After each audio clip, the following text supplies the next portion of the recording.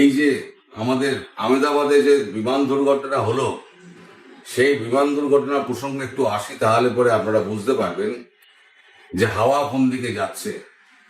এখন বিমান দুর্ঘটনা নিয়ে তদন্ত ফদন্ত শুরু হয়েছে। বোয়িং এর সমস্ত লোক এসছে, তারা খুঁজে দেখছে। এখন প্রত্যেকটা পার্টস খুঁজে খুঁজে, যদিও চলে গেছে, প্রত্যেকটা পার্টস খুঁজে দেখা হচ্ছে, ধ্বংসাবশেষ খুঁজে খুঁজে। তাদের সন্দেহ হচ্ছে যে কার্গো যেখানে থাকে, সেই কার্গোর ওখানে অনেকগুলো সুইচ থাকে, তার মধ্যে একটা ফুয়েল পাম্পের সুইচ থাকে। এই ফুয়েল পাম্পের সুইচ প্রতিবার পাসওয়ার্ড চেঞ্জ করা হয়। আর এই পাসওয়ার্ড, ওয়ান টাইম পাসওয়ার্ড, যখন বন্ধ করে দিল, কাজকর্ম করে বন্ধ করে দিল, ওটা আবার বরাবরের মতো লক হয়ে গেল। নতুন পাসওয়ার্ড দিয়ে তাকে আবার খুলতে হবে। এই পাসওয়ার্ড শুধু থাকে অ্যারোনটিক্যাল ইঞ্জিনিয়ার যে, তার কাছে।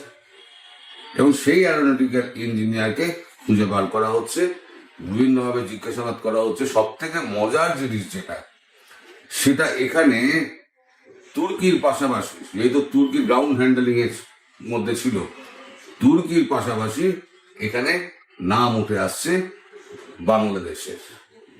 বাংলাদেশের যে সমস্ত রোহিঙ্গা এবং বাংলাদেশি এখানে যারা মানে ফলস আধার কার্ড, ভোটার কার্ড বানিয়ে কাজ করতো, তাদেরকে ওই চাকরি নেওয়ার সময়তে কোথায় থাকছে তার বাসস্থানের ঠিকানা দিতে হতো।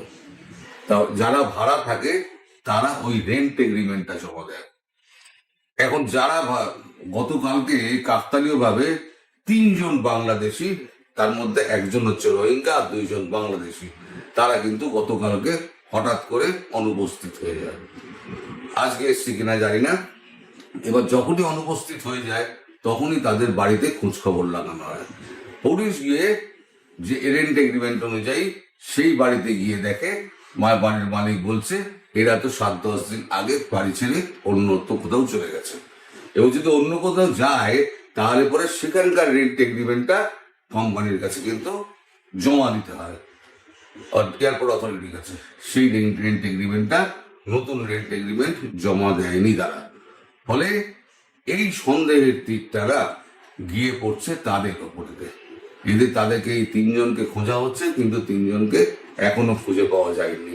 যাই না, ভবিষ্যতে হয়তো পাওয়া যেতে পারে। যতক্ষণ না পর্যন্ত তদন্ত কমপ্লিট হচ্ছে, ততক্ষণ পর্যন্ত কিছু বলা যাচ্ছে না।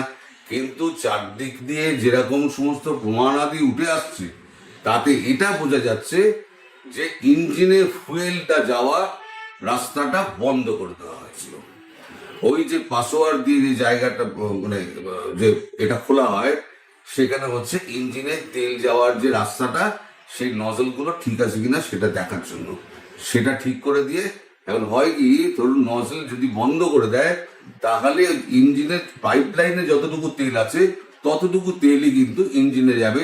তারপর কিন্তু যদি ব্লক করে দেয় ওই এটা সুইচটা, অটোমেটিক্যালি সে লক হয়ে যাবে।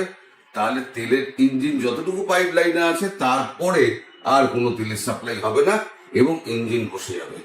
এই দুটো ইঞ্জিন যখন একসঙ্গে বসলো না, তখনই সবার টন্ডরে গেছিল যে ড্রিম লাইনারের মতো একটা এত ভালো প্লেন, 1200 প্লেন তারা রপ্তানি করেছে, এখনো পর্যন্ত একটাও কোনো অ্যাক্সিডেন্ট হয়নি। এই প্রথম একটা ড্রিম লাইনার অ্যাক্সিডেন্ট হলো। ফলে ড্রিম লাইনারের সবার প্রশ্ন গিয়ে একটাই গিয়ে দাঁড়িয়েছিল, দুটো ইঞ্জিন একসঙ্গে বিকল হলো কি করে অ্যাট এ টাইম। এবং যেটা আরো সন্দেহ, সেটা হচ্ছে টারবাইন মেশিন। টারবাইন মেশিন একটা থাকে, দুটো ইঞ্জিন স্টপ হয়ে গেলেও টারবাইন মেশিন দিয়ে কিন্তু ল্যান্ড করানো যায়। কিন্তু সেই টারবাইন মেশিন কিন্তু বন্ধ করা ছিল, সুইচ দিয়ে বন্ধ করা ছিল।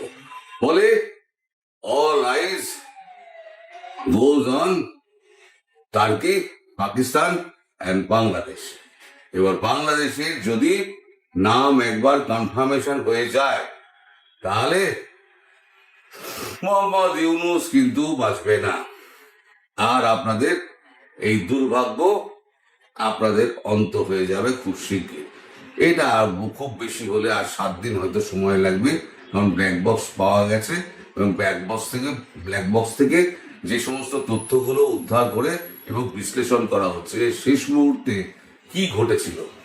তবে বাংলাদেশের নামে যদি ইঞ্জিন ফিঞ্জিন বন্ধ হওয়ার ব্যাপারটা যদি পাইলটদের মুখে যদি আসে যে ইঞ্জিনের ফুয়েল স্টপ হয়ে গিয়েছে, আমরা বন্ধ করে স্টপ হয়ে গিয়েছে, তার মানে কনফার্ম হবে যে যাই হোক না কেন ভেতর দিক দিয়ে কার্গোর দিক দিয়ে করা হয়েছিল। আর কার্গোর ভেতরে কারা ঢোকে? কার্গোর ভেতরে ঢোকে অ্যারোনটিক্যাল ইঞ্জিনিয়ার যে, আর সে এবং হচ্ছে এই যারা হচ্ছে লাগেজ ওঠায়, যারা নামায়, তারাই ওর মধ্যে ঢোকে। তাহলে এর মধ্যে আমি বলেছিলাম না যে কেল্লার দরজা ভেতর দিক দিয়ে খোলে, তাহলে কেল্লার দরজা ভেতর দিক দিয়ে খুলেছিল। এখন এই তদন্ত কমপ্লিট হোক, তারপর বোঝা যাবে যে কি হবে, অফিসিয়াল রিপোর্টটা হাতে আসুক। তবে এই যে এখন মন্ত্রিত্ব ভাগাভাগি হচ্ছে না, তারপরে তো আপনার নানান রকম প্ল্যান অ্যান্ড প্রোগ্রাম হচ্ছে, তারেক রহমান বাড়ি ফিরবে, দেশে ফিরবে, সেই সমস্ত ব্যবস্থাও হচ্ছে। খুব সুন্দর খাতির যত্ন হয়েছে, দারুণ সুন্দর পরিবেশে মিটিং হয়েছে। ইউনুস বলছে এত সুন্দর আবহাওয়া আমি ইদানিং কালে দেখিনি। তারেক রহমান বলছে আজকের আবহাওয়া খুব সুন্দর।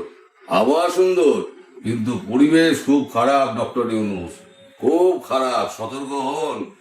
যদি মনে হয় যে বাংলাদেশের লোক এর সঙ্গে জড়িত আছে, তা আপনার পরিবেশ কত খারাপ হবে আর আপনি যে কি দুর্দশার মধ্যে পড়বেন সেটা সময়ই বলবে।